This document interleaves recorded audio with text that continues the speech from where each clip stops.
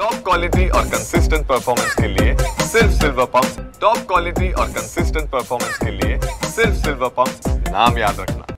संपूर्ण राज्याचं ज्या छत्रपती सहकारी साखर कारखान्याच्या निवडणुकीकडे लक्ष लागलं होतं, त्या कारखान्यावरती उपमुख्यमंत्री अजित पवार यांच्या नेतृत्वाखाली खऱ्या अर्थाने निर्विवाद वर्चस्व मिळवलेलं आहे। एक हाती सत्ता ज्या कारखान्यामध्ये 21 उमेदवार 21चे 21 उमेदवार हे राष्ट्रवादी किंवा सर्वपक्षीय सर्वपक्षीय एकत्रित येऊन लढवली होती, त्यामध्ये खऱ्या अर्थाने 21चे 21 उमेदवार विजयी झालेले आहेत। यामध्ये प्रमुख ज्यांनी भूमिका बजावली होती समन्वयकाची, खऱ्या अर्थाने पहिल्यापासून कारखान्याची निवडणूक लागल्यापासून समन्वयकाची भूमिका जे राष्ट्रवादीचे ज्येष्ठ नेते आहेत किरणदादा गुजर यांनी बजावली होती। आपल्यासोबत किरणदादा गुजर आहेत। दादा, खऱ्या अर्थाने 21 पैकी 21 उमेदवार विजयी झालेले आहेत आणि एक हाती सत्ता निर्विवाद वर्चस्व मिळवलेलं आहे, काय सांगा?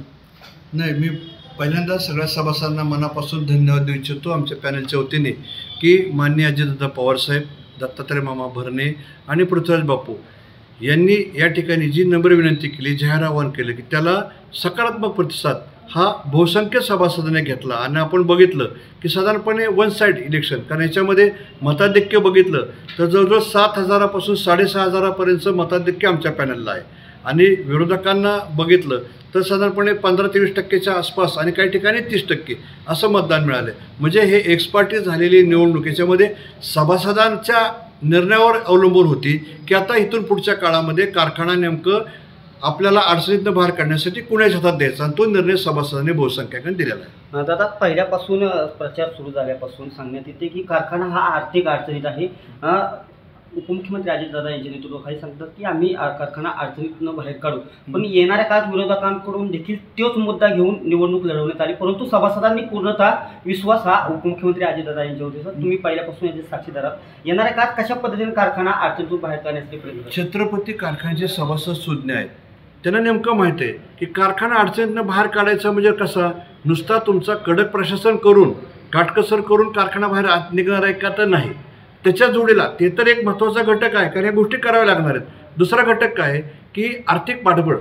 त्या ठिकाणी आपण बघितलं की जेव्हा जेव्हा असे कारखाने अडचणीत येतात तेव्हा NCDC असू द्यात, शासन असू द्या, सहकार या निमित्ताने आर्थिक मदत उभा केली जाते आणि त्याच्यातून कारखाना किंवा संस्था बाहेर पडतात। आणि अशा अनेक उदाहरणं आहेत। सोमेश्वर कारखान्याच्या बाबतीत अजितदादांनी ते करून दाखवलं आहे। त्याच्यामुळं अजितदादा याच्यामध्ये आहेत, भरणे मामा याच्यामध्ये आहेत आणि पृथ्वीराज बापूंसारखा काटकसर करून संस्था चालवणारा माणूस आहे। ह्या एकत्रित तऱ्हेचा विचार करून छत्रपतीच्या सभासदांनी निर्णय घेतल्यामुळंच हा या ठिकाणी कारखान्याच्या बाबतीतला विजय होऊ शकला असं माझं मत आहे। दादा, एकत्रित काल निवडणूक तर एकतर्फी झाली हे स्पष्ट झालं, परंतु मतदानाची टक्केवारीमध्ये किती फरक राहिला विरोधकांना? ह्याच्यामध्ये बघितलं का आपण की जय भवानी माता पॅनलचा NTचा उमेदवार डॉक्टर पाटील हे साधारणपणे 7,500 मताधिक्याने विजयी झालेले आहेत। 2 नंबरला पृथ्वीराज बापू हे 6,800 मतांनी विजयी झालेले आहेत। तर आमचा कमीत कमी उमेदवार तो जो बघितला तर तो साधारणपणे आम्हाला 2,711 मतांनी विजयी झालेला आहे। म्हणजे जर बघितलं की 5,000चा डिफरन्स, 5,000 ते 7,000, म्हणजे आपण जर रेशो काढला तर 2,700 आणि 7,500। ह्याच्यामध्ये काय की हे 2 उमेदवार आम्हाला कुठं साधारणपणे हे व्हावं लागलं तर गट नंबर 2 संसद आणि गट नंबर 3 या ठिकाणी काही तिथल्या सभासदांनी जो निर्णय घेतला असेल त्याप्रमाणे त्यांच्या पसंतीने त्यांनी मतदान केलं असेल, त्याच्यामुळे तिथल्या उमेदवारांना मतं कमी पडली। परंतु ते सगळं मतदान भरून काढण्याचं काम हे भरणेमामांचा गट, अंतुर्ण्याचा आणि बारामतीचे 2 गट यांनी काम केलं। त्याच्यामुळं पॅनल टू पॅनल वोटिंग झाल्यामुळं 6,500 ते 7,000 ह्या मताधिक्यामध्ये अख्खं पॅनल आलं। दादा, एकंदरीत उपमुख्यमंत्री अजितदादा यांची कामाची पद्धत संपूर्ण राज्याला माहिती, असं कोणतं मतदारांना किंवा सभासदांना बोलू की त्यामुळं बरेचसे सभासदांनी पॅनलला मतदान दिलं? अजितदादांनी ज्या सभा घेतल्या मतदार कारखान्याच्या, तेव्हा दादाने प्रत्येक सभेमध्ये, मग ती कुरोलीची सभा असू द्यात, अकोल्याची सभा असू द्यात, ढोरलेवाडीची असू द्यात किंवा त्याच्यामध्ये संध्याकाळी संसद सभा असो, दादाने सांगितलं की मी सोमेश्वर कारखाना ज्या परिस्थितीमध्ये आर्थिक घडी बिघडली होती, कारखान्याची अवस्था बिकट झाली होती, छत्रपतीपेक्षा त्यातनं मी बाहेर काढला, त्यावेळेला दादाने असं सांगितलं होतं की मी जर कारखाना बाहेर काढला नाही तर मी तुमच्याकडे मतं मागायला येणार नाही, आणि ते दादाने करून दाखवलं। तोच प्रश्न दादांनी आणि अभिवचन हे सभासदांसमोर दिलं आणि सगळ्या सभासदांनी दादांच्या अभिवचनाविषयी त्यांना माहिती आहे की कारखाना बाहेर काढू शकतात ते फक्त अजितदादाच, आणि त्यांनी विश्वास टाकला आणि त्याचे श्रेय आहे. छत्रपती निवडणुकीच्या सुरुवातीच्या टप्प्यात सर्वपक्षीय मेळावा घेण्यात आला, त्यामध्ये सर्वांना बोलवण्यात आलं. त्यानंतर आता माळेगावची नुकतीच निवडणूक लागलेली आहे, अशी पुन्हा एकदा त्याची पुनरावृत्ती करण्यात येणार आहे का? मेळावा तर 22 तारखेला होतो, पण सर्व पक्षीयांना या मेळाव्याला बोलावण्यात येणार? नाही, आता उद्या 22ला माझ्या माहितीप्रमाणे काहीतरी राष्ट्रवादी काँग्रेस पार्टीचा मेळावा आहे. तो सर्वपक्षीय नाही, म्हणजे मी जे वाचलं ते, मला बाकी काय त्या राष्ट्रवादी भवनमधलं माहीत नाही.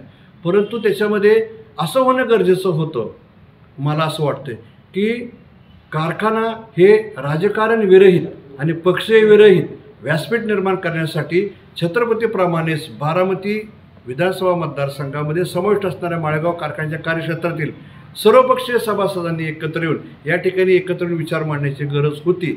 अशा संदर्भाचा प्रयत्न झाला असता तर मला असं वाटतं बरं वाटलं असतं. दादा, सहकारी बचाव शेतकरी पॅनलच्या वतीने रंजन तावरे यांनी प्रचार देखील सुरू केलेला आहे आणि यावेळेस या कारखान्याची आम्ही निवडणूक लढवणार, यावरती नो कॉम्प्रोमाइज असे सांगितलेलं आहे. कसं बघताय? नाही, आता कसं आहे बघा, प्रत्येकाला आपल्या स्वतःच्या अस्तित्वाबद्दल, आपल्या गटाबद्दल, आपल्या त्या ठिकाणच्या पॅनलबद्दल हा विश्वास असतो. तो असणं काही गरज नाही, कारण प्रत्येकाला असं वाटतं की मी पॅनल माझं येणार आहे ते निवडून मी करतोय, ते निवडून येण्याकरताच, आणि त्याच्या पद्धतीने त्यांनी प्रयत्न कुणीही करावेत. ह्याच्यामध्ये समीकरणं जमतील नाही जमतील हा भाग निराळा, परंतु प्रत्येकाने आपापलं काम तितक्याच गतीने चालू ठेवणं गरजेचं आहे. आता माळेगाव कारखान्याच्या बाबतीत या ठिकाणी जे आता सत्तारूढ पॅनल आमचं आहे त्यांनी अगोदरच सगळ्या सभासदांशी संपर्क आहे, भावाचा विषय आहे, कोजनरेशनचा विषय आहे, सगळ्या विषयामध्ये कॉन्टॅक्ट ठेवले. ह्याच्यामध्ये ते परिपूर्ण असं नाही, परंतु ऐन टायमाला सभासदांकडे ज्यांना जावं लागतं त्याच्या अगोदर गेली 5 वर्ष सभासदांकडे जे जातात ह्याच्यामध्ये सभासद विचार करतील. शेवटचा प्रश्न, ज्याप्रमाणे छत्रपतीमध्ये निवडणूक झाली, माळेगावमध्ये पुनरावृत्ती होण्याची शक्यता वाटते? माझं व्यक्तिगत मत आहे की आता अलीकडचा काळ हा राजकारणाच्या पलीकडे जाऊन संस्थेच्या हितासाठी काही निर्णय होण्याची गरज आहे आणि त्याचा विचार व्हावा असं मला व्यक्तिगत वाटतं. नक्कीच हे होते राष्ट्रवादी काँग्रेसचे ज्येष्ठ नेते आणि छत्रपती सहकारी कारखान्यात मुख्य भूमिका बजावलेले समन्वयक असणारे किरणदादा गुजर. कारखान्यामध्ये मोठ्या प्रमाणात छत्रपतीच्या सभासदांनी मतदान केल्याने छत्रपती जय भवानी माता पॅनेल प्रचंड मताने विजयी झाला आणि उपमुख्यमंत्री अजित पवार यांच्या नेतृत्वाखाली पॅनेलला लोकांनी भरघोस मतदान दिल्यामुळे विजय मिळाला असं देखील त्यांनी सांगितलेलं आहे. दीपक कापरे, TV9 मराठी, बारामती.